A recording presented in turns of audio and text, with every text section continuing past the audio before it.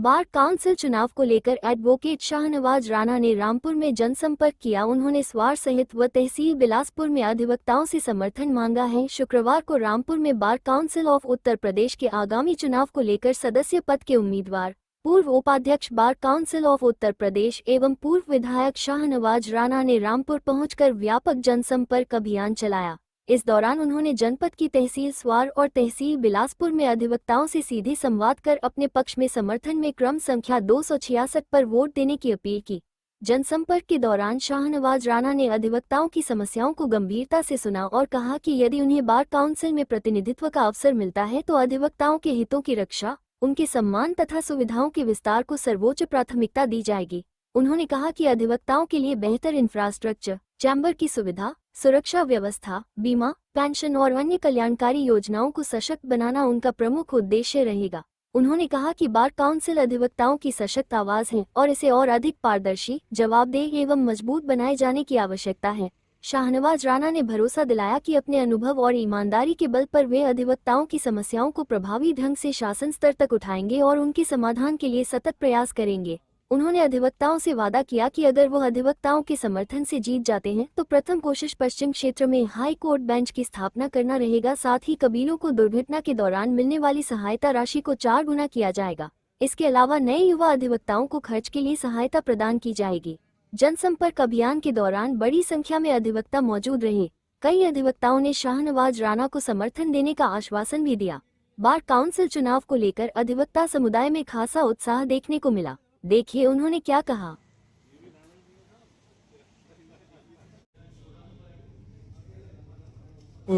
किस तरीके की तैयारी है bar council of Uttar Pradesh के इलेक्शन को लेकर?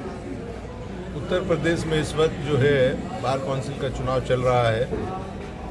तकरीबन 2 फेज का चुनाव ख़त्म हो गया है, जिसमें लगभग 40 जिले वोट डल चुके हैं। अभी 35 जिलों में वोटिंग बचती है और रामपुर में चौथे फेज में चुनाव है जो 30 और 31 तारीख है।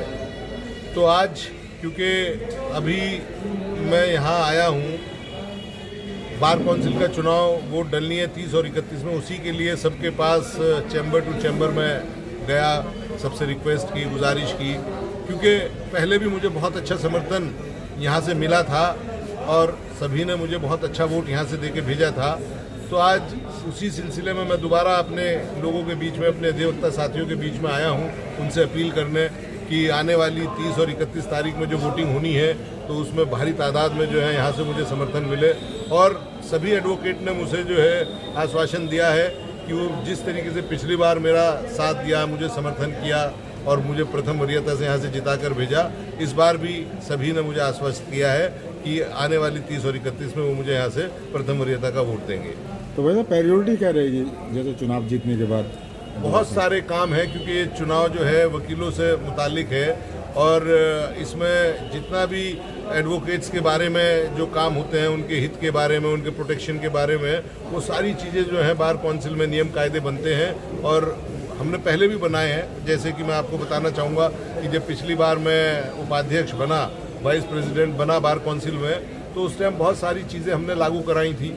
जैसे कि जो है 50,000 रुपये डेथ केस में एडवोकेट को मिला करते थे, उसको हमने बढ़वा के पहले 3 और 3 के बाद 5 कराया था और 20 साल लगभग हो गए, वो 5 का 5 आज तक चला आ रहा है। उस टाइम जो है 25,000 रुपये जो है बीमारी के उसमें मिला करते थे कि किसी एडवोकेट के साथ अगर कोई बीमारी हो गई तो उसको मदद के तौर पर 25,000 रुपये मिला करते थे।